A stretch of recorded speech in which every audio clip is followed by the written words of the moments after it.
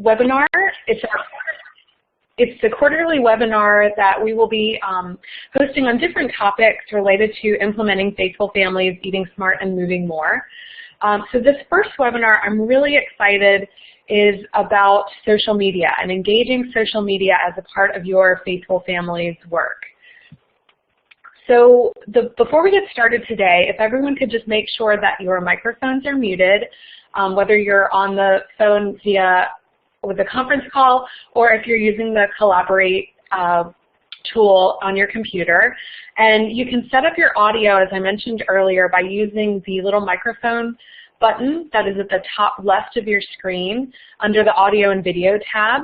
And then to talk, because we will have a section later where you can offer some questions or comments, you can use the talk button that is just at the bottom of that audio and video section at the top left of your Collaborate screen. So we will go ahead and get started talking about social media. So our agenda for the day is first we're going to welcome our guest speaker, and I'm going to let her do her own introduction. And Emily is going to talk with you all about using social media to enhance your Faithful Families programming. We'll close up with some reminders from Vimy Joy Maxino, who is the Faithful Families Specialist. And if you all don't already know, Vimy Joy is a wonderful asset now to our program. She works in the Division of Public Health, but she is here as a resource and support for anyone in North Carolina implementing the Faithful Families Eating Smart and Moving More program.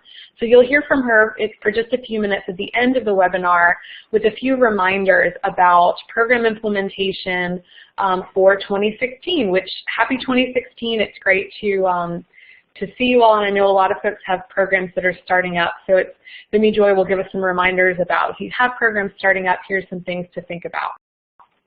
So I'm not going to take up any more of our time. I'm going to, at this point, turn it over to Emily Foley, who is an Extension Associate with the Expanded Food and Nutrition Education Program.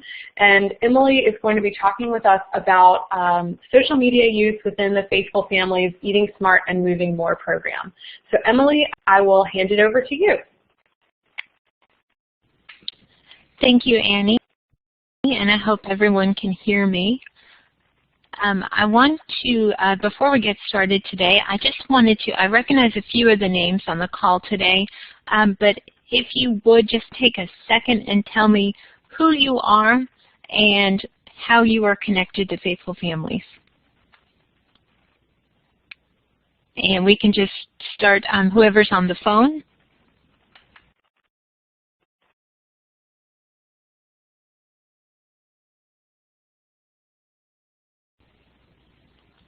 Okay, I'm not hearing anyone on the phone. You may be muted. Allison, I see you said hello. Hannah, I do know you, of course. Hi, Emily. Vimy Joy here. Hey, Vimy. I know you, of course. Hi, Julie. Thank you for typing that in. I see everyone typing, so I'm just going to give you a minute. Kristen, thank you. Shirley, Mandy.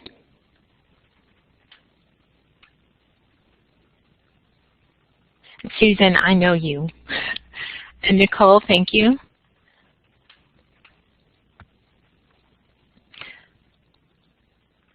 Okay, I see a couple people typing, but I just want to make sure that I know who you are. Before I give this talk, I'm going to tell you who I am first. That's important for you to know. Let me see. I see.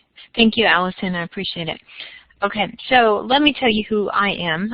As Annie said, I am Emily Foley. I am an Extension Associate at the FNEP State Office. I have worked with Annie and Susan, and I have just met Vimy closely in the last couple of years and months. Part of my job is the social media design, resources, and implementation within our program. I serve as nationally as an FNEP social media Committee co-chair, and here in North Carolina I am a co-manager of our social media presence. If you'd like to know more about me, you're welcome to follow that link to see more about my bio. But I have worked for the last 3 years on our social media presence here in North Carolina. And if you are not familiar with it, I'd encourage you to visit our site. I'm typing it in the box for you. And you can also go to our website, ncfnet.org, and see the listing of all of our social media, which may be helpful for you in the future. But today what I'm really going to talk with you about is how you can have a social media presence within Faithful Families, and how you can get it started, how you can sustain it and maintain it. So I hope that's what you all were expecting to hear from me today. As you have questions, please interrupt me, put them in the chat box. This is very informal, but I do want to go through a bunch of material with you. Before we get into the presentation, I do want to share that I have my presentation and all of the supporting documents I'll go through in a Google Drive folder. I'm putting that in the chat box, and I'm not too sure who's on the phone. I can't share this with you. Otherwise, Annie, perhaps you can email that out. But I do want to make sure that everyone has the resources as I go through this presentation. Thank you, Annie. I appreciate that. Okay, so to get started, let me ask you this simple question. When's the last time you taught over 1,600 people a cooking skill?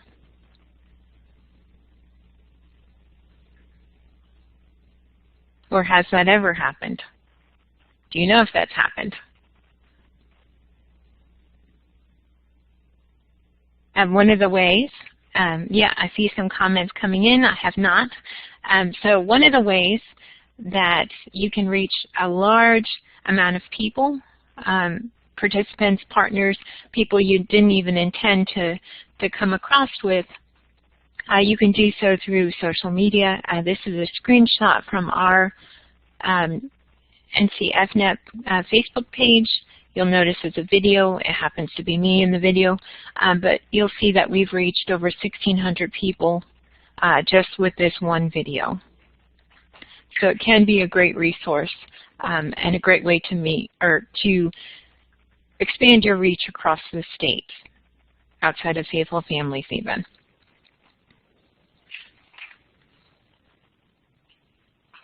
Okay, so how many of you, before I get started into this, have a social media presence, whether it's a personal, whether it's professional, or if it even includes a Faithful Families social media presence?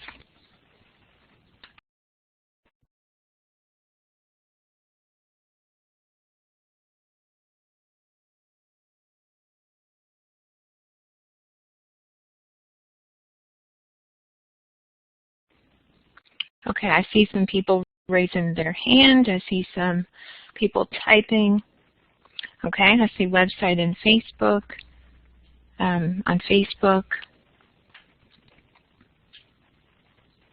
And Allison, I see you may be typing. Nicole, if you'd like to speak, you're welcome to do so.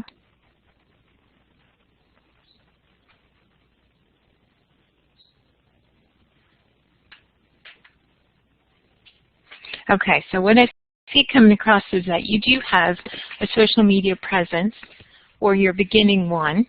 But how many of you have a defined goal or defined objectives for what you want to do with social media?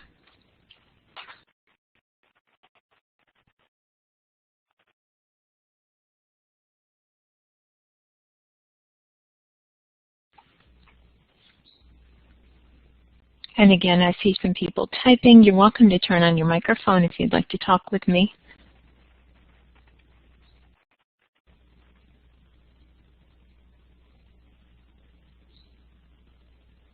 Okay, so I see that perhaps some of you may have Facebook or other social media, but it may not be for faithful families yet. Okay, some goals defined.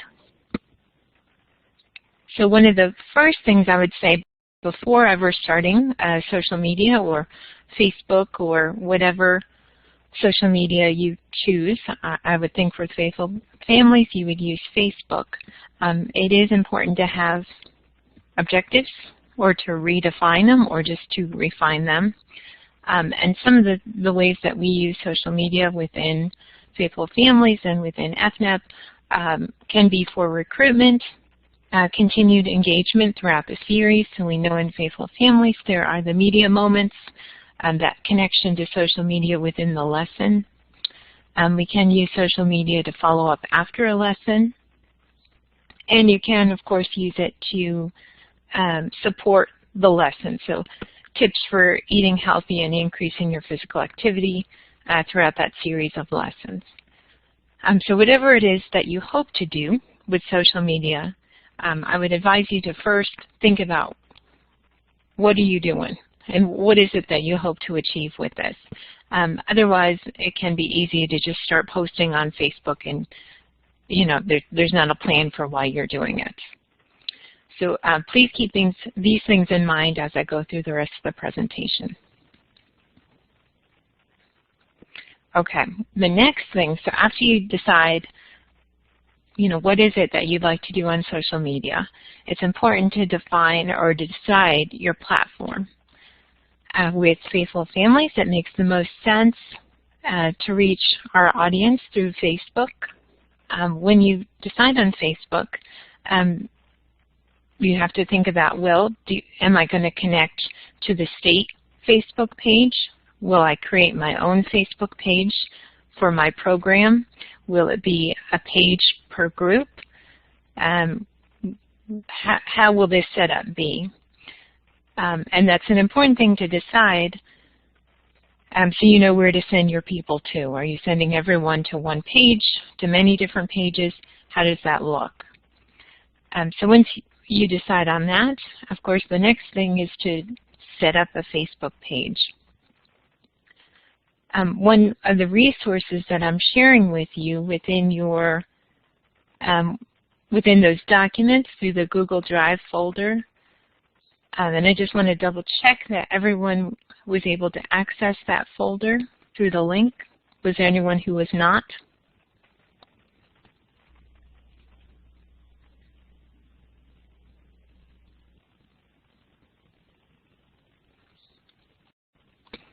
Okay, and I'm putting that link again in the chat box in case you were unable to access it.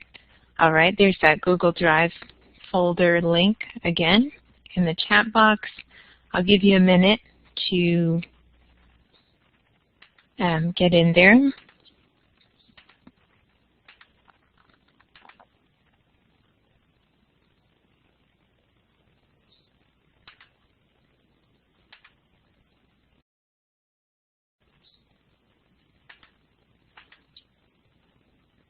Okay, there you go. Sorry, I'm giving access to people as it comes through. And if there are any problems and you can't access that, please let me know throughout this presentation. I'll gladly fix that for you.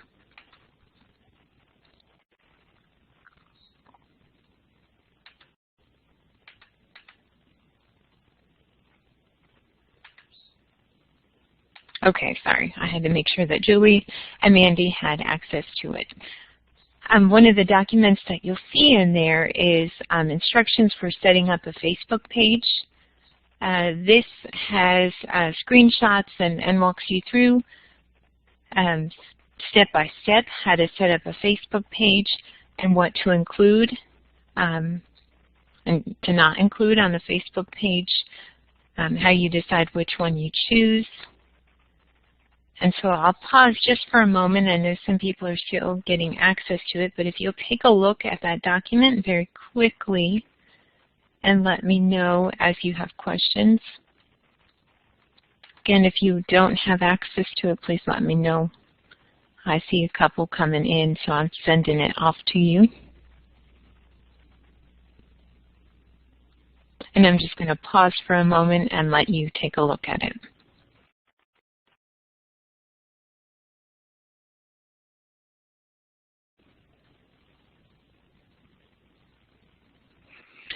I will say that one of the things that you'll see in that document is that when you choose which page you'll set up, what kind of page, there's an option to do like a government agency page, a community page, an education page. Those are all different options you have when you're setting up a Facebook page.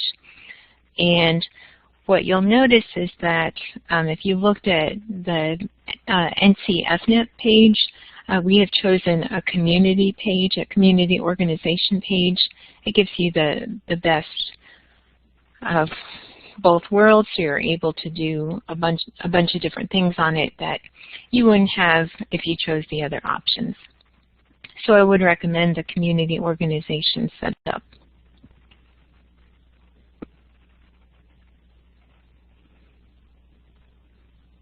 Okay, so has everyone had a chance to look at the setting up a Facebook page document? I'm not going to go through it step by step, but I do want you to be aware of that. And as you have questions after this presentation, you're more than welcome to call me or email me, and I will certainly walk you through any of it.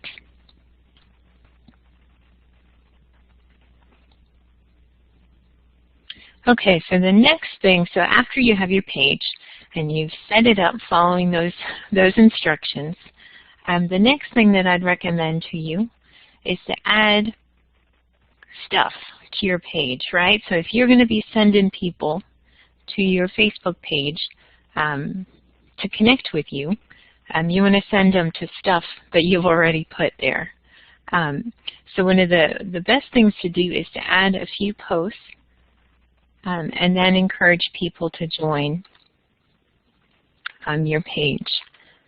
I'm sorry, I'm getting more requests, so I'm making sure that everyone has access to this folder. And again, please let me know if you don't have access to this folder. One thing I will point out is on Facebook, if you want to be able to see what people are doing on your page, or if you want to see any activity, if you want to know about your page, one of the most important things is to have at least 30 likes on your page. After that point, you get access to something called Insights. Insights, I'll show you in a minute, gives you a lot of information about the people who are looking at your page.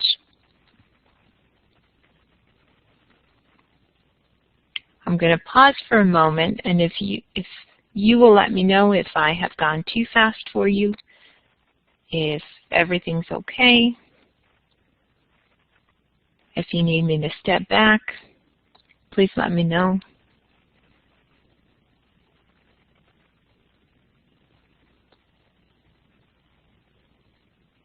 Okay, so let me talk to you a little bit about this thing I refer to as Insights. So within Facebook, you're able to see this thing called Insights. And what this does is tells you in-depth information about the people who are looking at your page, the likes, the reach, how many people are actually seeing what you're posting, and then any comparable pages. So any other Faithful Families pages, any other health-related pages, you decide who you want to see and compare your information with. This is very useful. This Insights is very useful for you to be able to know who is looking at your page. And again, you do have to have at least 30 likes on your page before you can see this.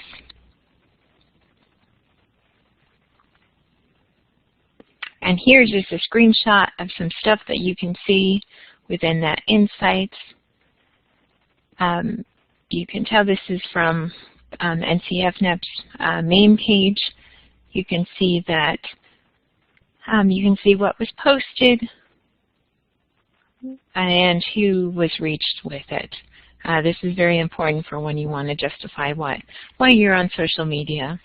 and you can attend all sorts of webinars and read all about why insights are important. This is just an overview for you so that you can see you can actually access this information.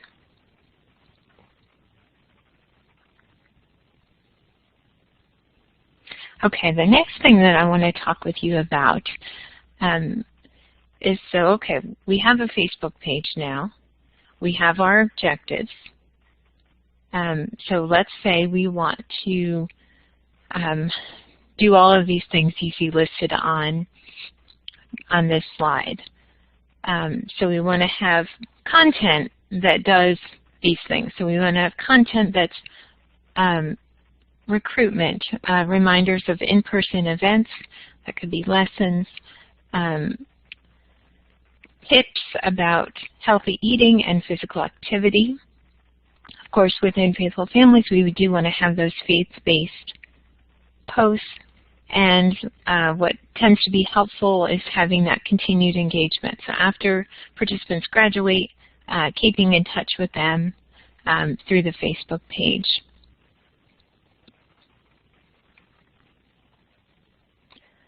Another thing to consider when posting to your page, posting to your Facebook page, it is important to consider how often you post to the page. So there's a lot of stuff in the research about when and how and why you should post. But whatever it is that you do, it's most important to do it consistently.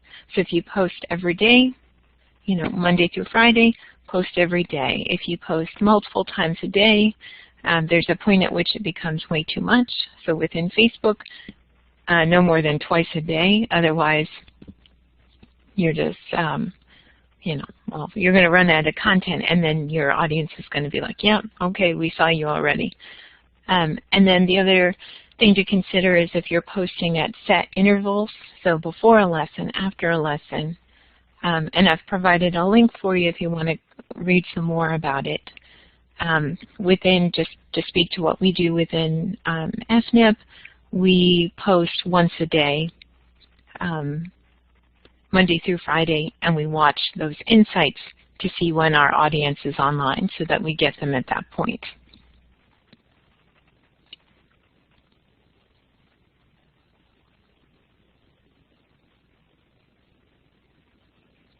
Okay, so the next thing to consider, so you have your Facebook page, you know you want to post to it, you know the types of content you want to post, but one of the things that can be helpful for you is determining a calendaring system. So rather than posting all willy-nilly to your page, having a calendar to help you decide what you're posting when. And that's most helpful if you have multiple people posting to your page. That way everyone's got a plan or a template for what's happening. I will show you an example of that in a minute. And one of the things that you can use within Facebook is a tool that posts for you. So there's programs you can pay for, and some of them are free. Hootsuite, Buffer. You can schedule a post to post to your Facebook page. You set it up and then it does it automatically. Facebook also has that scheduling tool, and Facebook does prefer that you use their own tool rather than an outside tool. And let me show you an example of a calendaring system. So this is a screenshot from last January. We use this within FNIP. We have 8 people who create posts for our page. We post according to the 5 FNIP goals, and those are listed up at the top of the screen. They're color-coded, so we make sure that when we're posting, we are posting within those 5 FNIP goals. Within a month, we're hitting all of them. Hopefully we hit them within a week, but that doesn't always happen. And this is just an example of a calendaring system that you could do. We do it in Microsoft Word our Google Docs. I mean, it's nothing fancy, but we do have a plan for the year. So we always plan our posts for a year, and then anything outside of that can be, you know, spur of the moment posts. But at least we know we're posting Monday through Friday, at least one post a day. We've got it ready to go. I'm going to pause for a moment and see if you all have questions. If I lost you slides ago.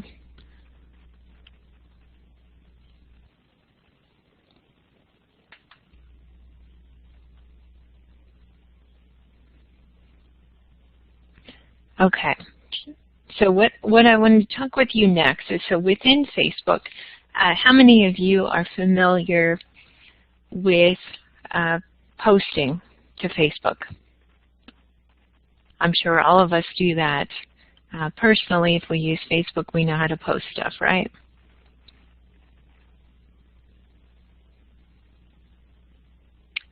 Yep.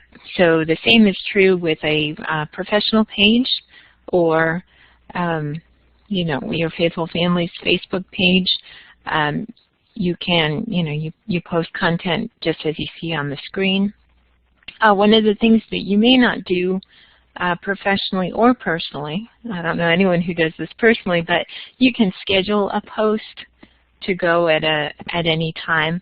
And this is just a screenshot to show you that when you type something in the box, and if you don't hit publish, you can hit schedule, you can hit backdate, or you can save it. I did recommend that as you're creating your pages and you're trying to put content on your page before you ever send anyone there, you can backdate that post so that it just exists already. And then you'll see on that bottom right, that's what it looks like when you schedule a post. You just choose the date and the time. I think it changes all the time, but it seems to be like you can, I can't remember, you can post so many months in the future. I don't know if it's 6 months or if that's changed. We hardly do that. But it is nice to get like a week or two out of the way.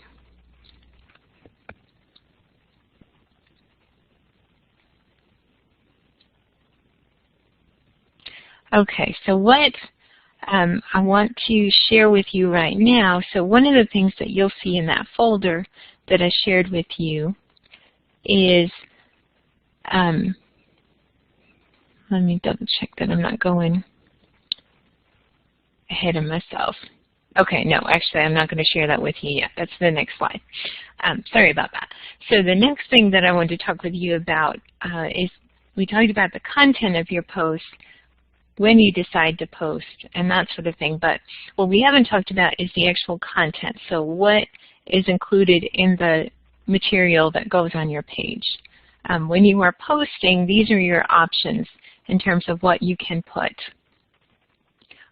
We know, of course, you can put text. You can put text with a link, text with a photo, text with a photo and a link, a video that can have a link, could have a picture, that sort of thing. What you will probably find in posting and looking at your insights is that people like to see something they can interact with. So think of when you're scrolling on your Facebook feed and you're looking at Facebook, what captures your attention? Is it someone who's written a bunch of text? Probably not. I kind of skip over those things. But if there's a neat picture with it, if there's a video, if there's something that's not just words, I tend to look at it. So that's something to consider when you're posting to your page.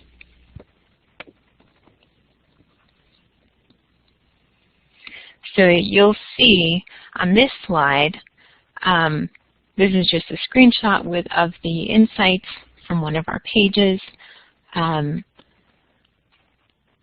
Like I was saying, what you'll find to be the most engaging posts, the posts that people look at the most, are the ones that quote unquote interact with you. So something that you can see and watch tends to be the most popular. Of this list, you'll see that second one had the biggest reach. That is a video. You can tell by the type. There's a little video camera. And then typically we always post words, a picture, and a link. That tends to be what does the best with our audience. I would imagine it would be very similar with your audience. And you can tell the fourth one down had a big reach, and it is just a picture with a link.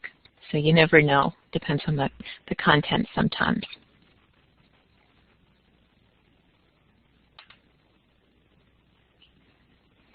Okay, so the next thing, okay, I see a question that just came in the chat box.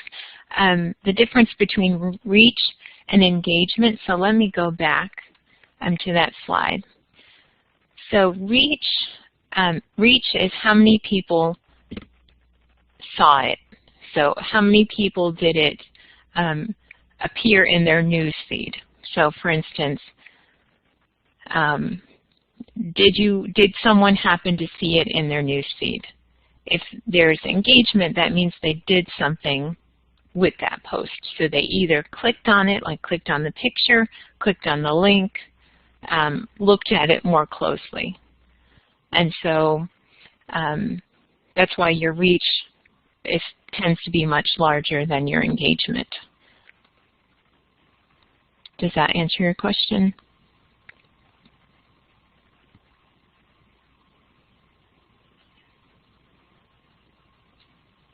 Sure, yeah, and I mean, we have had, on our pages, I mean, we've had reach that was in the thousands, like tens of thousands, and then the engagement is much less. So we know that, 20,000 people saw this, but only, 600 people interacted with it or clicked on it, then, it's not that great. But we do tend to watch both of those. Those are both important to see. Because it's one thing for a bunch of people to see your content, but if no one clicks or likes or does anything with it, who knows how much of an impact you're having with that. Okay, so the next thing that I'm going to talk with you about is the content, so what actually goes on your page. So what I encourage for you to do is to, of course, write your own content. So we all have a reason why we want to be on Facebook, and we want to be sharing content to our Faithful Families pages. So, it'd be nice to be able to write our own stuff. I told you early in the presentation that I work with the FNEP National Social Media Committee. One of the tools that we've created is this thing called a vetting instrument. You'll find it in the folder that I shared with you. And this is sort of a checklist of how do you know what you're writing is going to be an effective post. This instrument has not been validated, but it is helpful in writing a post. It tells you stuff in terms of length, using active voice rather than passive voice. So it's just a very good checklist to use as you are creating content.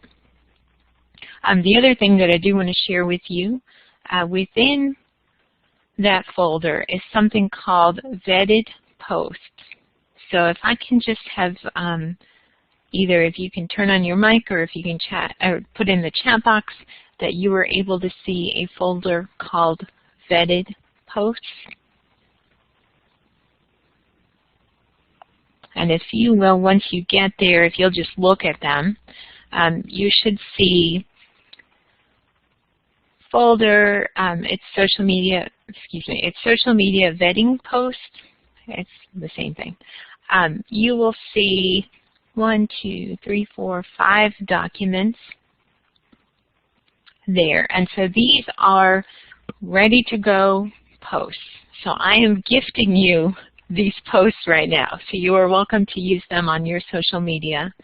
And so these posts have been created and run through that checklist. That's what I mean by saying that they're vetted. And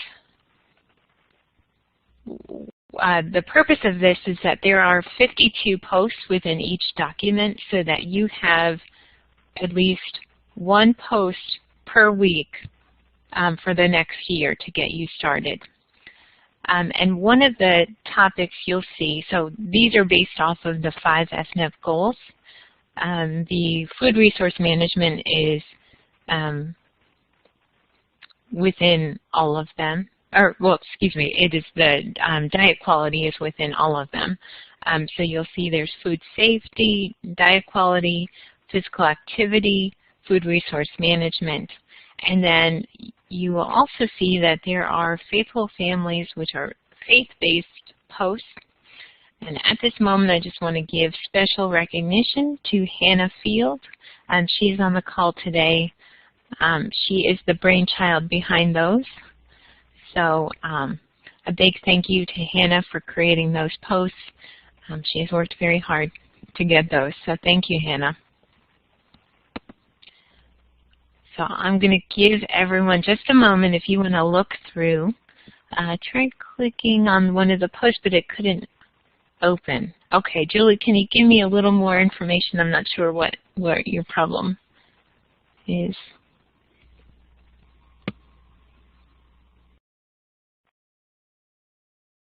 Are you unable to open the document, or is it an actual post within?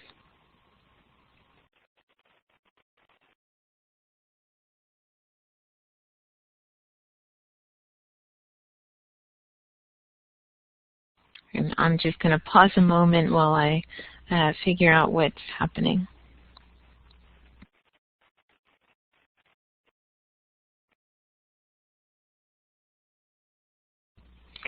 Okay, well, if you are unable to access those, Julie, no, sure. Here, I'm going to turn off my microphone. You can go ahead and speak.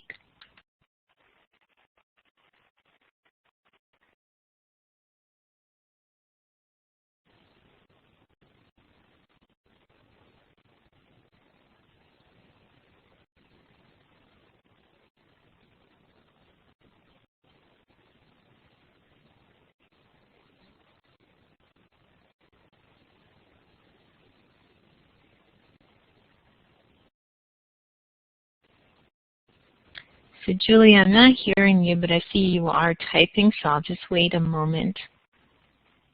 Okay, so you could not open the document. So which document are you trying to open? That would be...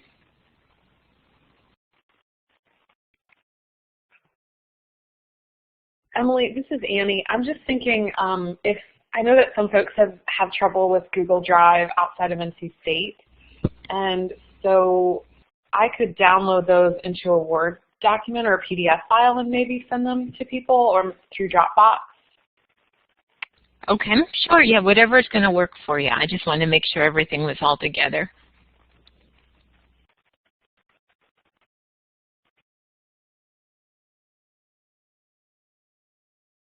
Okay, Annie, are you going to send it probably after the call, or are you going to try to send it? Okay. All right, so but I just want to, it looks like Annie's going to send it to you, but I do want you to know that those posts are available to you. When she sends it, the documents will work, and you do have access to those, so you're more than welcome to use those. And as you have questions, please let me or Annie know, and we will certainly help you with that. Okay, so the next thing that I want to talk with you about, one of the things that we hope to do with social media is to communicate with our participants, right, or our partners, or whoever it is we're trying to reach. It is called social media, and it is a type of networking. So one of the things we want is that two-way communication. Often it can be easy just to give information rather than ask for information in return. So one of the things that I would advise you to do is to really encourage that two-way communication. So how that happens is by following other organizations, by giving likes, comments, shares, clicks, any of those things. So you'll notice when you start your pages, if you haven't started them already, that what you'll be hoping for is if you ask a question or if you're soliciting advice from people, that they respond to you. One of the worst things is to continuously post on a Facebook page and not hear anything back from people you're hoping to reach. So some of the ways to communicate, do that two-way communication, is to ask questions. Another thing is, so if you are lucky enough to post something and then you have someone respond to you, one of the best things to do is to respond back to that person, even if it's just an acknowledgement of, thank you, whoever, for responding, or giving them a like back, or just acknowledging that they posted to your page. One of the things that we often have within our pages with FNIP is that we have people ask questions. And they'll ask like a nutrition-related question. And so it's important that we get back to them because we are trying to be the source of credible nutrition information. So if we aren't available, it doesn't help. And then one of the things that I also recommend is that every so often you ask for feedback from your followers. Sometimes, we haven't done this recently, but sometimes we ask, what information would you like that you haven't seen posted? And sometimes that gives people the opportunity to say, oh, well, I really want to know more about whatever, physical activity, whatever it is they want to know. So just encouraging that two-way communication.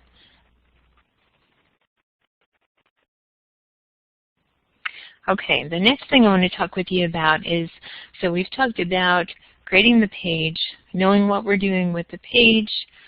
We now have those vetted posts, so we have our content, we're ready to share it. We know that when we post to Facebook, it's most helpful to have a picture or a video or something that grabs your attention. And so what we want to do as an organization, of course, is to not steal from other people. So we certainly don't want to use copyright information or copyright photos or anything like that. So what I have included for you and that Annie's going to send out if you're unable to access it is something called Content Sources for Social Media. So this is a listing of places to go for content. So we want that research-based information. How do we know what it is that we use and what we shouldn't use? There's a listing of a bunch of different places that would be acceptable to grab information from. The other thing is photos. A lot of us don't have access to photos, and we all know that we can't just go on Google Images and pull down any photo we want. Most of those are copyrighted. So I've put a list of places where you can grab photos that are copyright free and you don't have to attribute them usually. So they're just free to use photos. I hope those will be helpful for you as you start your Facebook and social media presence. Okay, so the next things that I want to talk with you about is some of those best practices. So these are some of the things that I have learned over the last 3 years or so. Like I said earlier, we know that Facebook is a social networking platform, so it makes the most sense to use it as such. I always say a like for a like. So if you're trying to get people to like your page, especially other organizations or partners, it takes someone to do it first. So if there's an organization you're trying to get a hold of or trying to partner with, go on and like their page, they'll most likely like you back. That's kind of common courtesy within Facebook. Something that I mentioned earlier, no plagiarism, so not stealing from people, not stealing from Google Images, that sort of thing, using that content that is appropriate. The next thing that I wanted to mention, and I'll talk about these next three things in just a second, but part of that, no plagiarism. If you do like content that's on another page, what is most appropriate to do is to share it. So if you click the like button and you click the share button, you can put that same content on your page and you give all the original rights to the person who originally posted it. So if you've seen, I know we do this within FNEP and the State Faithful Families page. We share content back and forth. And since we have such a similar audience, it makes sense. Sometimes we just want to share their content. They just want to share ours. So I encourage you to do that. I'm going to show you that in a minute. And then there's two things called tagging and hashtags. How many of you are familiar with those two words, tagging and hashtags? Yeah, we've got a hip audience on here. Okay, good. I was like, please tell me no one. There's at least one person who doesn't know. It took me a while to pick this up, but this is something I want to share with you. So when you are trying to tag someone, as is called, within Facebook, you put the @ symbol in front of the name, and that will highlight whoever it is. So you have to know the page that you're trying to highlight. So you'll see in this picture off to the right-hand side of the page, this again is from FNEP, but what we have done is we have tagged Department of Agriculture, FNEP, and then these are program assistants within our program that went on a farmer's market tour. So we have tagged each county page. The reason that you do this, and you probably know this from your personal use, is that when you put the @ symbol and the name, it tells that person or organization or whoever it is that you have written something about them. So we may use that personally, but it is certainly appropriate to do that professionally. It will increase your reach. So by having this post, the U.S. Department of Agriculture knows that we've mentioned them.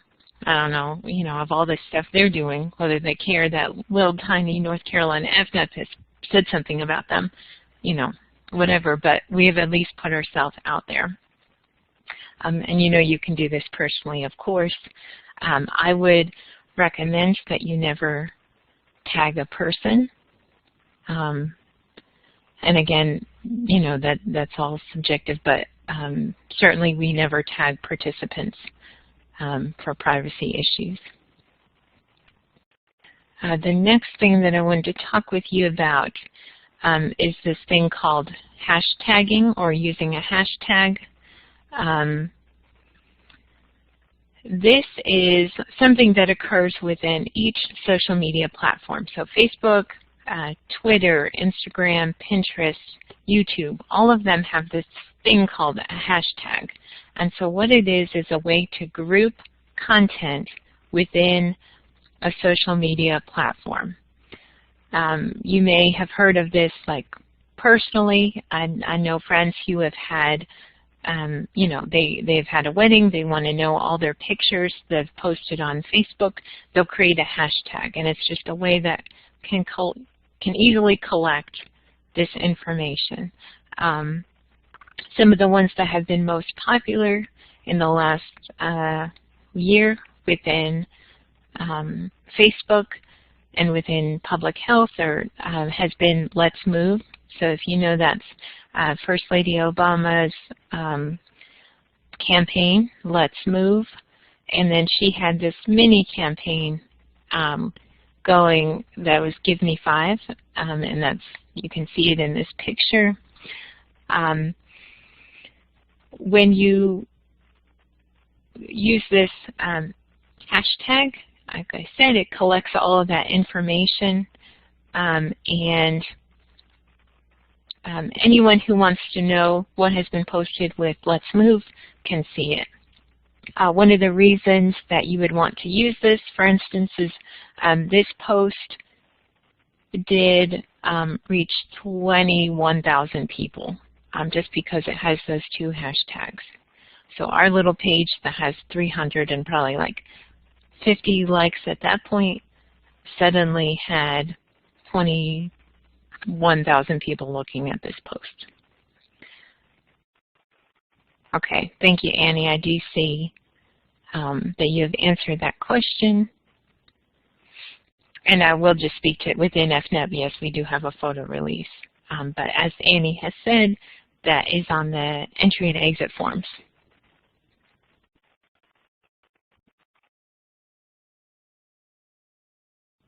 Okay, the last thing that I wanted to bring your attention to is that as you're creating your social media presence and as you're using Facebook, if you have questions, please contact me or Annie.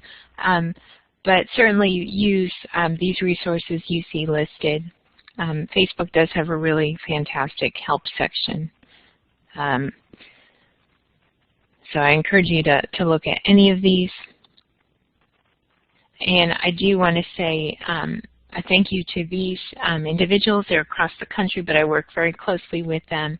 You will see Hannah located at the bottom. These people have been very beneficial to the work that I do with social media. So I do want to make sure that you know that this is, I'm presenting it, but it has been a big group who has worked on this. And that is the end of my presentation. I know you are getting the content sent to you by Annie, and you will certainly have questions as you go through it on your own. You are more than welcome to contact me as needed. And I will pause just for a second if there are any questions.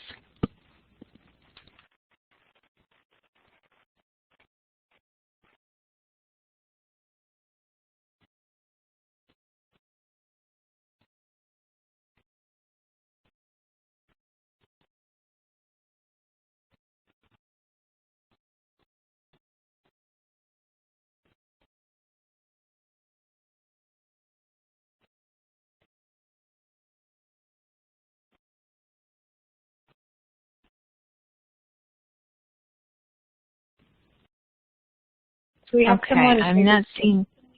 Oh, okay. I was just going to say, there's someone typing in a question. So. Oh. Okay, I'll wait just. Maybe not, but Annie, I'll turn it back over to you if no one has questions for me. But thank you all very much.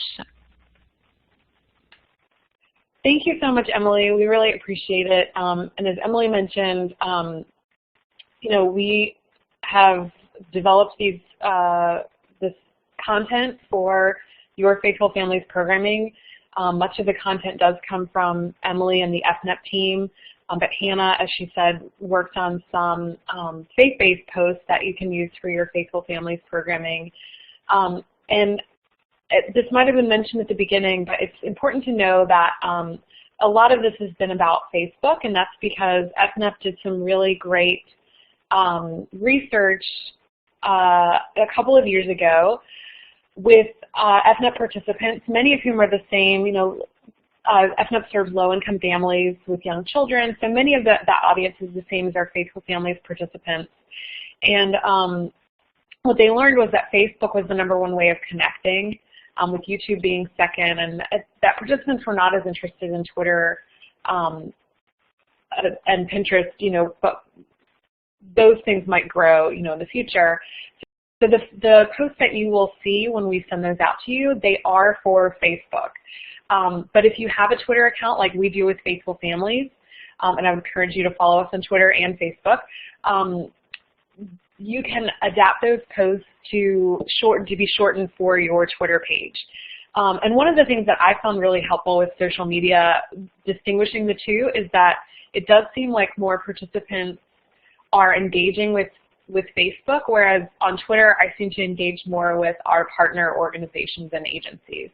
So, so think about that too. You know, as Emily was saying, you really want to have a goal for your social media intervention and for your social media work. So think about the different audiences you might be engaging over different platforms too. So at this point, I do want to turn it over to Vimy Joy for just a minute to provide some updates on Faithful Families.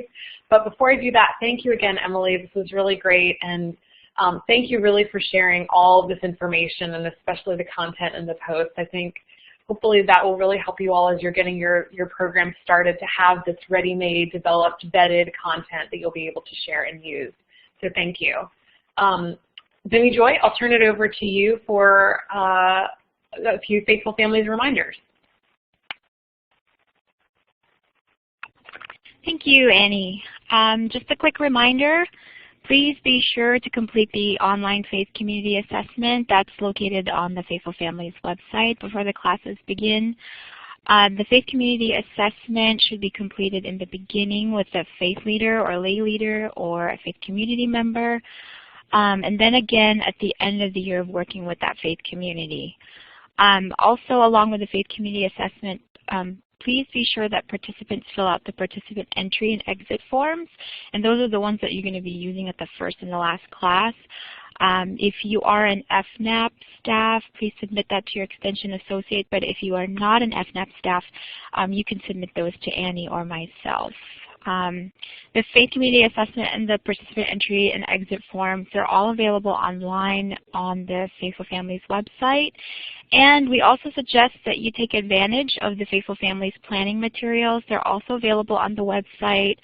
There's a suggested yearly timeline, program checklist, just to help you along as you're implementing your Faithful Families classes in your counties. Feel free to use these tools. It's there to help you plan your task and some of your activities.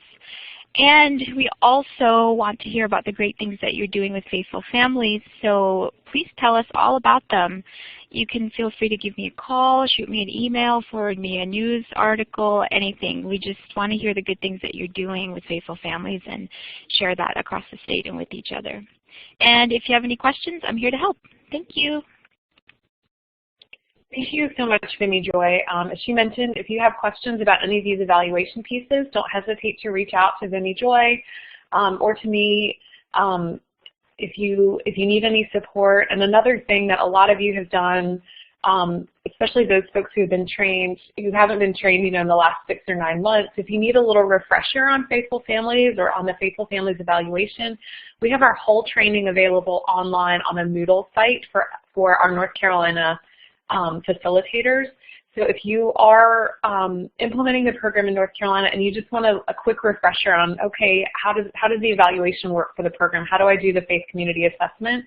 Email Vimy Joy, and she can provide you with information on logging into that Moodle site, and you can watch the short evaluation video. It's 15 minutes long, and kind of get a little refresher on that piece. So thank you, Vimy Joy, for sharing those reminders. And yes, success stories. We want to hear about what you're doing because you all are doing amazing things, and we want to be able to share that with others as well. So if you have questions about social media, be sure to reach out to Emily and let us know how things are going with your Faithful Families program and also with your social media implementation.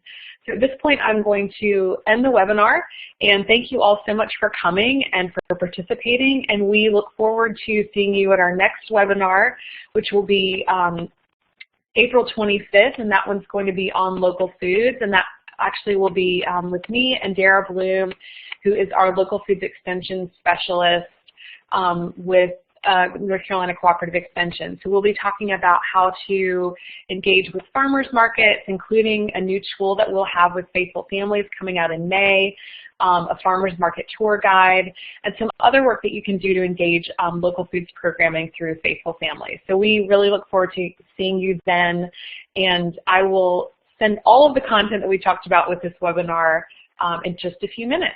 So have a great rest of your Monday and stay safe and warm.